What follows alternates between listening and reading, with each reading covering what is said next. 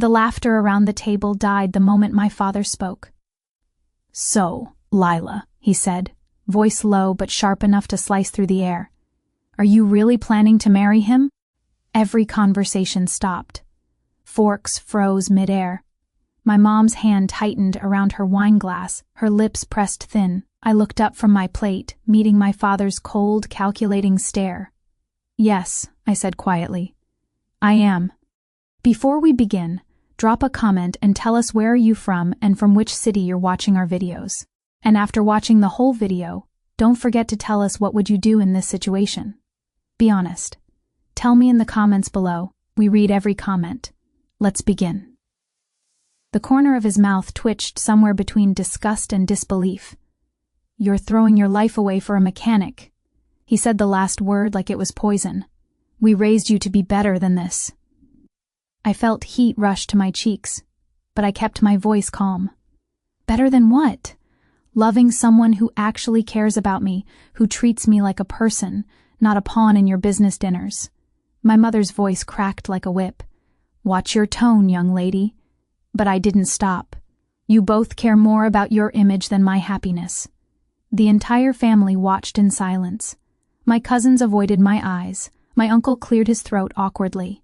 It was like watching a courtroom where I was already guilty. My father leaned back in his chair, eyes narrowing. "You think love will pay your bills? You think it'll get you invited to charity galas? You're a Collins, Lila.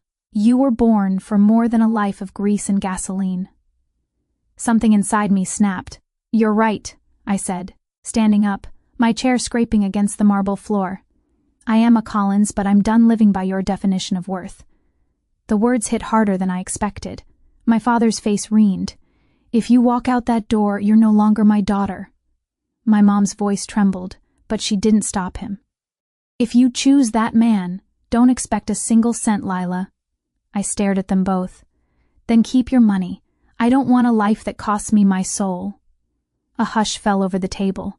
You could hear the clock ticking in the hallway. Then my father said the words, "I'll never forget. Pack your things. You're done here." I froze.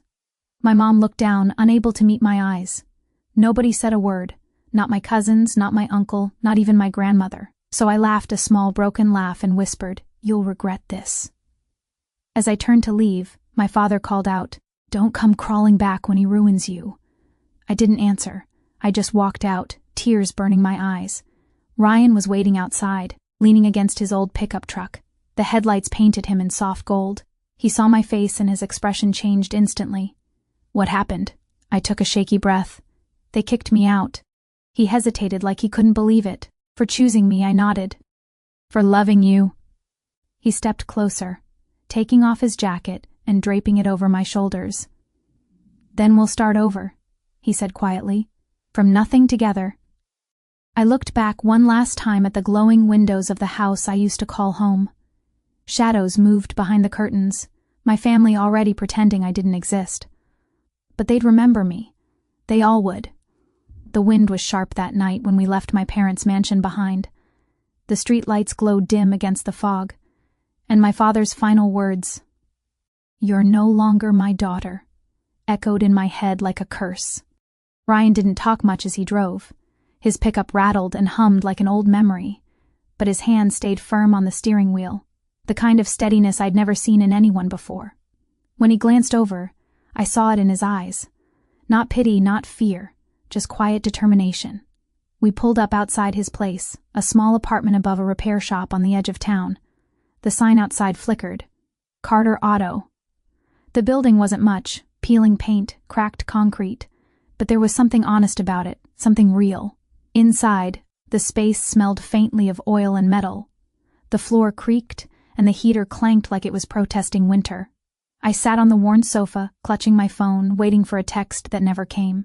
My parents didn't even ask if I was safe. Ryan crouched beside me, voice soft. "You don't have to stay if you're not ready for this life." I met his gaze, eyes wet, but defiant. "Ryan, I didn't choose you for your paycheck. I chose you because you make me feel seen." He exhaled slowly, almost smiling. "Then we'll make it work no matter what." That night, I lay awake on the couch, staring at the ceiling. It wasn't comfort I missed, it was the illusion of safety.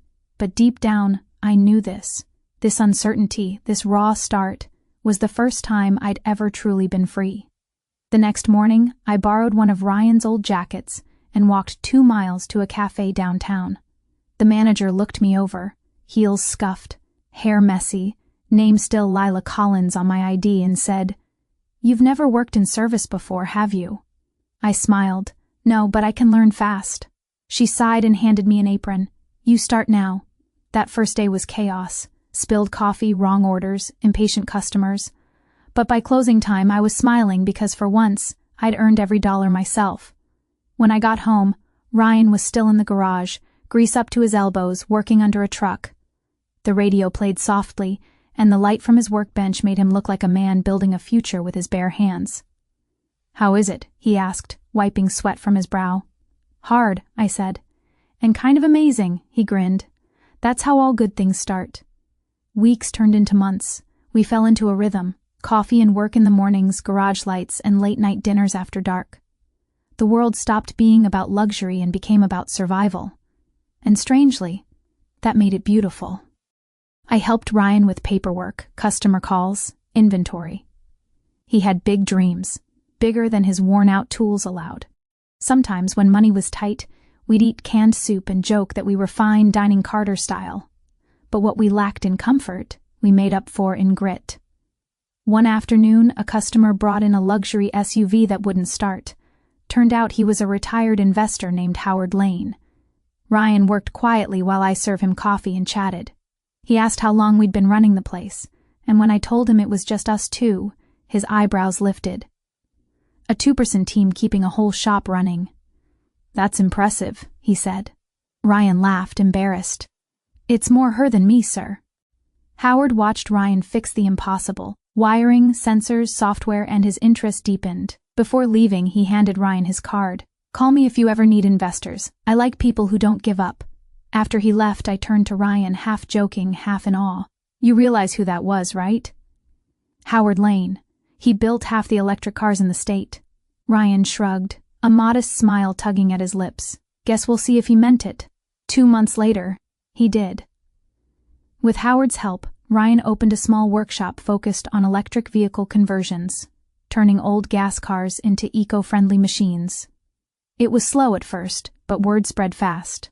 The local paper ran a piece titled, "From Wrenches to Watts. The Mechanic Changing the Game." I read it out loud while Ryan worked, and he laughed, shaking his head. "They make me sound smarter than I am." "You earned every word," I said, smiling. Our lives shifted slowly but steadily. We moved into a modest house near the workshop. Business grew. The nights of canned soup became dinners at real tables. We still worked until our backs ached, but it was our dream now. Still, sometimes at night, when the city lights blinked outside our window, I'd think about my parents, how they threw me away like a disgrace.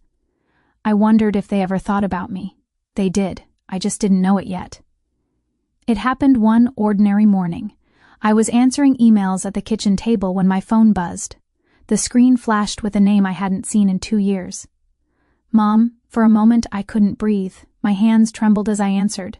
"Hello?" There was silence. Then her voice, soft but strained. "Lila, we saw the article, the one about Carter Dynamics. Is that him?" I swallowed. "Yes, that's Ryan." She hesitated. "Your father wants to talk to you." I almost laughed. "Now he does." Her voice cracked. "He didn't know, Lila. None of you did. Please just come home for dinner. We'll talk." I stared at the sunlight pouring through the window. Ryan came out of the garage, wiping his hands, smiling at me, and I realized something. The people who once called him nobody were now begging for a seat at his table. I ended the call with a calm, cold voice. "Tell Dad I'll think about it." When Ryan asked what happened, I just smiled faintly. "Looks like the family who kicked me out wants me back." He froze, then nodded slowly. "And what do you want?" I looked him straight in the eye. "I want them to see what nothing built."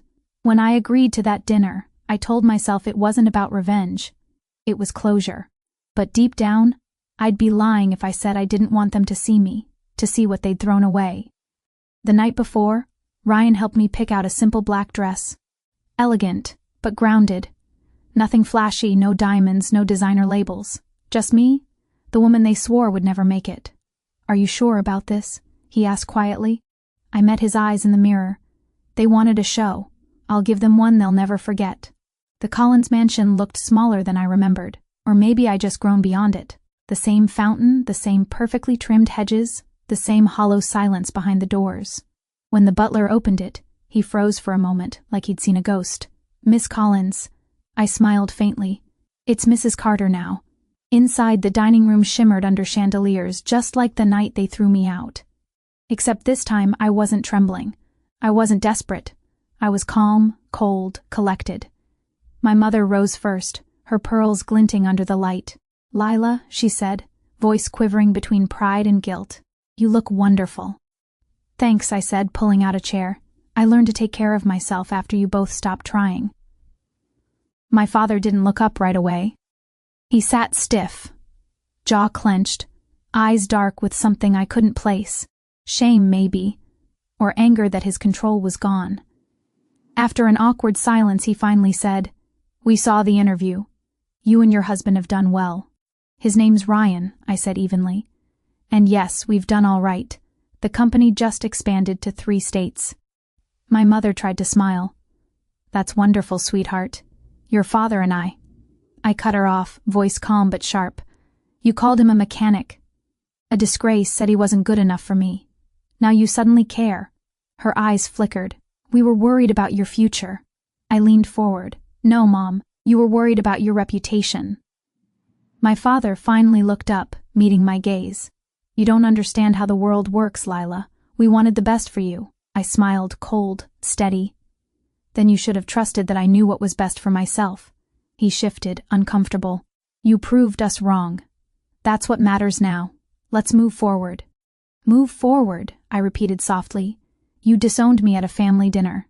Do you remember that, Dad? You told me I was no longer your daughter. You humiliated me in front of everyone, and now you want to pretend it never happened." The room went silent. Even the air seemed to stop moving. My father sighed heavily, as if burdened by his own ego. "We made mistakes, but we're still family." I felt my throat tighten. Memories flashing, packing my suitcase while my mom watched without a word. Walking down that long driveway while everyone stayed inside, crying in Ryan's arms while my entire world collapsed. "Family," I said quietly. "Family doesn't throw you out for loving someone decent. Family doesn't stay silent when you're broken." My mother's lip trembled. "Lila, please. Your father, he's sorry, but I wasn't ready to let them off so easily. Sorry doesn't erase what you said. You didn't believe in me. You didn't believe in him. You only believe in power." My father clenched his fists, his pride visibly cracking. "We didn't know he'd turn into a success story." "All right, we thought," I laughed, interrupting him. "That's it, isn't it? You only care now because he's worth something to you, not because I'm happy." He said nothing. I leaned back in my chair, crossing my arms. "You threw away your daughter for status. He built an empire with love. You wanted a son-in-law in a suit. Well, now he owns the suits your clients wear." My mother whispered, "Lila, that's not fair." I met her gaze coldly. Neither was kicking me out. The butler entered quietly. "Dinner is served." The smell of roasted salmon filled the room, but my appetite was gone. I picked up my fork, but my father spoke again. "We'd like to invest in Carter Dynamics," he said carefully, watching me. "It's a strong brand. I can help you grow it internationally." I froze mid-bite. Then I set my fork down and looked at him, disbelief mixing with something close to dark amusement. "You're not serious." "I am," he said. "Your family. We should work together." For a long moment, I just stared at him. This man who once said I'd crawl back to him. Finally, I laughed softly. "You want to invest in the company built by the man you called a mistake." He looked uncomfortable. "It's business, Semele." "No," I said quietly. "It's desperation." His jaw tightened. "You can't talk to me like that." "I can," I said, standing slowly, "because I'm not your little girl anymore. I'm a woman who built everything you said I couldn't." He stood too, trying to regain control. "You're letting pride ruin an opportunity." I looked him straight in the eye. "No, Dad, you let pride ruin your family." I took my purse and stepped back. My mother reached for my hand. "Lila, please don't leave like this again." I looked at her with genuine sadness. "I didn't leave, Mom. You pushed me away. I just learned how to stand on my own." Before walking out, I turned to both of them. Ryan wanted to come tonight. I told him not to because he doesn't need to prove himself to anyone, least of all the people who never saw his worth. My father's face fell. My mother's eyes welled with tears. I paused at the door and said the words I'd been holding for 2 years. "You once said I'd regret choosing him. Turns out the only people who regret anything tonight are you." And then I walked out. Come unshaken, the same doors that had once closed on me now opened with quiet grace. Outside, Ryan was waiting by the car, engine humming softly. When I got in, he didn't ask what happened. He just reached over, took my hand, and smiled. "Ready to go home?" I nodded, eyes glistening under the city lights. "Yeah, let's go home." A week passed after that dinner. I thought they'd finally let it go. That silence was the only closure I'd get, but silence didn't last long. On a Friday morning, I was standing beside Ryan at the ribbon-cutting ceremony of Carter Dynamics' new headquarters. Cameras flashed, reporters called our names, I could feel my pulse in my throat. This moment was everything we'd fought for. Ryan looked at me and whispered, "You okay?" I smiled. "Perfect." The governor stepped forward to shake Ryan's hand. "Mr. Carter, your innovation's creating jobs all across the state. You're changing the industry." Ryan laughed humbly.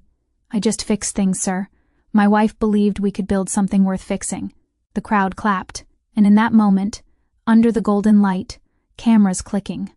I saw them standing at the edge of the crowd, dressed in expensive clothes, looking out of place in a sea of hard-earned success. My parents, their faces were pale, their eyes wide, not with pride, but disbelief. My father tried to smile when our eyes met, but it looked forced. My mother clutched her purse, nervous, almost trembling. After the ceremony, as reporters swarmed Ryan for interviews, they approached me. "Lila," my mother said softly, her voice cracking, "we've been trying to reach you. You never answered our calls." I looked at her calmly. I didn't think there was anything left to say. My father took a step closer. "Lila, we made mistakes. We were wrong about him. We were wrong about you." I crossed my arms, keeping my tone even. "You didn't just make a mistake. You made a choice. You chose your image over your daughter." He exhaled, guilt flickering behind his proud eyes.